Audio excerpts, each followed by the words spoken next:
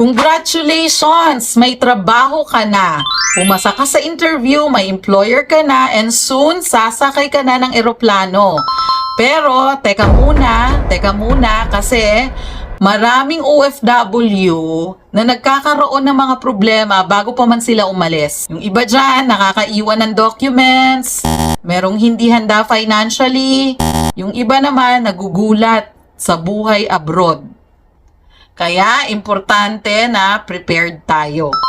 Sa episode na ito, pag-uusapan natin ano yung mga bagay na dapat mong paghandaan bago ka umalis ng Pilipinas. Yung number 7. So, sana, wish ko, ginawa ko yon bago ako umalis ng Pinas. Hindi ko ginawa. By the way, kung bago ka sa channel na to, my name is Farah at more than 18 years na akong OFW. May 10 bagay tayong pag-uusapan na dapat mong paghandaan bago ka umalis pa abroad. At meron akong bonus sa dulo ng episode na ito. Una, verification of all documents. Yan ang unang-una mong gagawin. I-verify mo kung complete na ba talaga lahat ng documents mo. Example, ready na ba yung passport mo? Ready na ba ang OEC mo? Working visa mo, pinaka-importante. Yung OWA membership natin, ayan ang mga importante mga bagay. Kailangan ba ng pictures doon? Make sure may dala kang picture. Medical clearance, baka kailangan, make sure dala mo yan. At kung ano-ano pang documents na kailangan. So, create a checklist ng mga documents na dapat dala mo para wala kang makaligtaan. Isulat mo lahat, ano yung mga sinabi ng agency sa'yo na mga documents na dapat dala-dala mo. Isulat mo isa-isa para may checklist ka, may guide ka kung na-prepare mo ba lahat ng document. So make sure may backup kang photocopy aside sa original. And make sure may backup ka din na digital.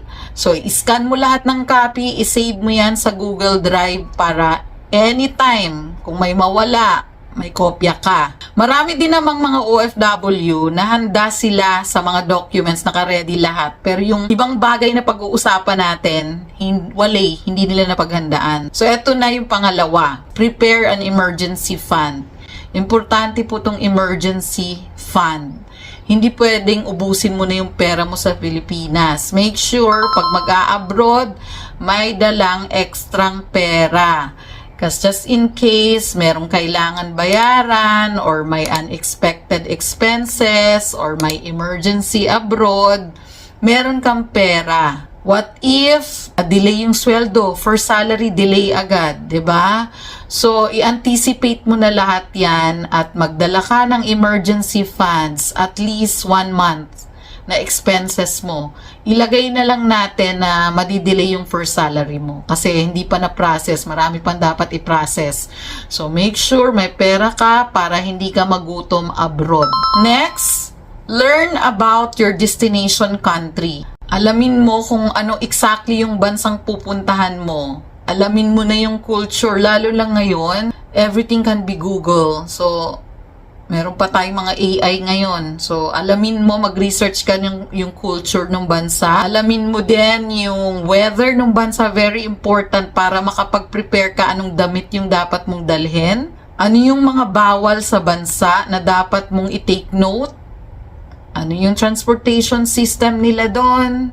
Alamin mo yung mga basic information about sa country.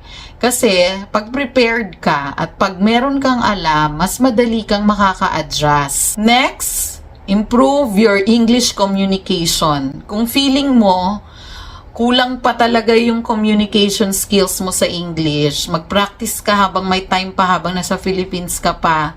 So, bahala ng pagtawanan ka. So, pag kinakausap ka ng mga friends mo or ng pamilya mo, abay, sabihin mo na, mag-i-English muna ako, guys, ha? Kasi there's no other way. Practicein mo yung mga simple phrases na ginagamit sa trabaho, ginagamit sa day-to-day life. So, kung hindi ka pa magaling mag-English, try your best to practice and improve your English para magiging mas madali yung pakikipag-usap mo abroad. Ngayon, kung pupunta ka naman sa non-speaking English country, abay patay ka, mas mahirap doon. So like pupunta ka sa China, sa Japan, marami pong hindi nakakapagsalita ng English doon. So alamin mo na ano yung mga app na makakatulong sa'yo for translation. Or mag-practice ka ng mga simple words na Japanese or Chinese. Yung mga good morning, how are you? Mas okay na meron kang alam kahit papano. Ang mga next na bagay na pag-uusapan natin, importante to kasi maraming OFW pagdating sa abroad, nahirapan na sila. Kasi nga, hindi nila nalaman in advance. So, ito yung mga bagay na next nating i-discuss. Number 5 na dapat mong paghandaan, set a realistic expectations. Hindi yung mag-i-expect ka kaagad na pagdating ko abroad, 3 months lang, yayaman na ako. 1 year lang, yayaman na ako. So, hindi ganun, guys. So, set a realistic expectations. Kasi marami kang pagdadaan ng pagod, hirap, challenges, at kung anik-anik pa, lalo na yung homesickness, yun yung pinakamahirap na pagdadaanan mo. Expect a lot of it. A lot of homesickness attack. Kasi ako ngayon, 18 years na akong OFW, I still get homesick from time to time. Imagine, 18 years, hindi ko pa rin siya na-move on. You will never move on from it. Kaya set mo yung expectation mo realistically. Baka kasi, may kakilala kang OFW, nakikita mo sa social media, yung friend mong OFW panay travel, panay post ng masarap na pagkain, panay gala, panay post ng magaganda. Eh, hindi naman niya pinost yung pangit. Hindi mo naman alam what's behind the scene. Yung mga hindi magaganda, hindi niya na-post. So, hindi ibig sabihin, puro positive yung pinost niya, eh, ang ganda ng buhay niya. Pinili niya lang hindi mag-share ng mga hindi magaganda. Kaya, set a realistic expectations. Number 6 na dapat mong paghandaan, plan your finances. So, hindi pwedeng anyhow gastos dahil biglang ang laki ng sweldo, ang laki ng pera. Nako, delikado yan, ha? Delikado. So, plan your finances. Isulat mo, i-budget mo, magkano yung ipapadala ko sa Philippines. Magkano dito, ibabayad ko sa loan. Very, very important, guys. Kung meron kayong mga pinagkakautangan na naiwan sa Pilipinas, make sure isali nyo yan sa pagpaplano ang pagbabayad sa kanila. Kasi nung kailangan nyo ng pera, nandyan sila para tulungan kayo. Lalong-lalo na kung yung pinag-utangan nyo, sila yung nakatulong sa inyo para makapag-abroad. Kung kanino man kayo nag-loan. Kasali yan sa budget. Magkano ang ibabayad sa utang? Pangatlo, magkano yung isi-save? Yes! Sa simula pa lang, dapat kasali na sa budget yung pagsisave. Kahit maliit na amount, kailangan mag-set aside ng pang-savings. So, meron akong episode na Pag-ibig MP2, panoorin nyo yun dahil makakatulong yun sa pagsisave nyo. Mag-save agad-agad kahit maliit lang. So, isama nyo dyan sa budget nyo, magkano yung personal expenses nyo abroad, kayo mismo magkano yung gagastusin nyo sa pagkain, transportation, sa titirhan, etc. Importanteng, simula pa lang, nakaplano na yung finances nyo para mas madali nyong masolve kung meron man kayong financial problem and issue. At madali kayong makakapag-ipon at importante ding i-consider nyo na meron kayong isa-set aside for emergency funds. Kasi ito yung mga hindi nagagawa ng ibang OFW kasi ang dami talagang instances na biglang manghihingi dahil may na-ospital, may na ganito, may na ganyan. So, make sure isali nyo yan sa pagpaplano nung sweldo nyo kung saan mapupunta. Number 7 na kailangan nyong paghandaan, learn basic skills, life skills. Kasi mag-isa na lang kayo abroad. Paano kung di ka marunong maglaba, 'di ba? So pag-aralan mo na paano maglaba, magpaturo ka na bago ka pa umalis. Paano magluto? Kailangan matuto ka magluto kahit mga simple na mga pagkain lang kasi mahal kung lagi kang kakain sa labas. Paano maglinis? Importante yan, guys. So, learn life skills. Ano yung mga skills na kakailanganin mo sa buhay mo abroad, especially mag-isa ka? Lalong-lalo na kung titira ka sa shared flat.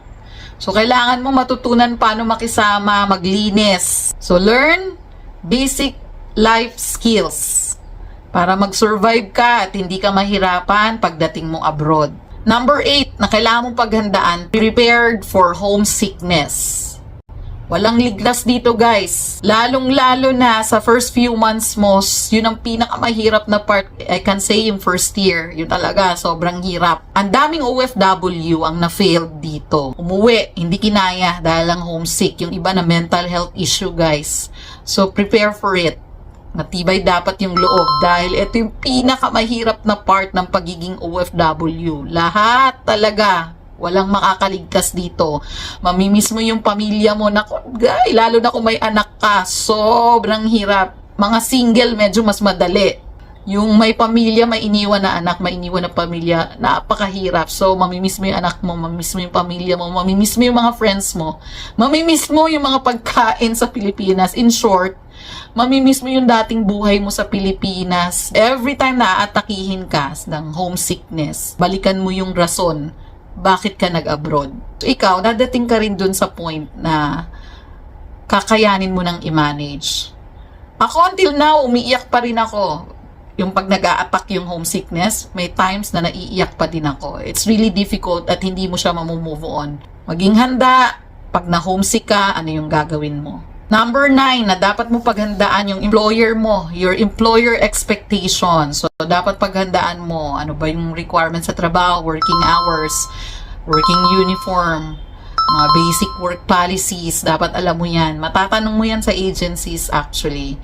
So, you can ask the agency para mapaghandaan mo at hindi ka magulat na may mga ganun palang requirements. Number 10, na dapat mong paghandaan at dapat mong gawin actually is spend quality time with your family. Kasi lalong-lalo na kung 1 week, 2 weeks na lang lilipad ka na. Make sure yung oras na natitira mo sa Philippines, i-spend mo dun sa mga loved ones mo. Go out, spend time, talk more, take pictures, do whatever you want to do na magpapasaya sa inyo. Kasi panghahawakan mo yung mga memories na yan pag nasa abroad ka na. Kaya yung natitira mong panahon, spend it with your loved ones bago ka lumipad abroad. Kasi magiging limited edition na siya pag nasa abroad ka na. Ito na yung bonus part guys. So, hindi lang sa work dapat ang paghandaan mo. Pinaka-importante rin na dapat paghandaan mo yung spiritual mo, yung emotional mo, financial, physical, mental. So, paghandaan mo rin yan kasi hindi mo naman mapaghahandaan ng 100%. Pero dapat maging aware ka at maset mo na yung expectations mo. Kasi at least, somehow, kung handa ka, mas makakatulong yun sa'yo mag-navigate dun sa OFW journey mo. Na at least ma-lighten up a bit. Hindi talaga malalighten ng madali. Wala talagang madali sa buhay OFW. I have to be honest with you. Pero, pag handa ka at alam mo yung expectations mo kahit papano, mamamanage mo siya ng maayos. Again, congratulations sa bago mong trabaho abroad. Few weeks na lang, lilipad ka na. Ready ka na ba sa bagong chapter ng buhay mo? So, mag-ingat ka abroad. Alagaan mo yung sarili mo. And hopefully, nakatulong tong episode na to sa'yo. Don't forget to like and subscribe and share. At next episode, pag-uusapan naman natin paano mo ina-navigate yung first week mo abroad. Kunwari na sa abroad ka na. Paano mo siya ina-navigate yung buhay mo doon, yung first week. So, ayun yung next nating episode. Abangan nyo. And I'll see you again on the next one.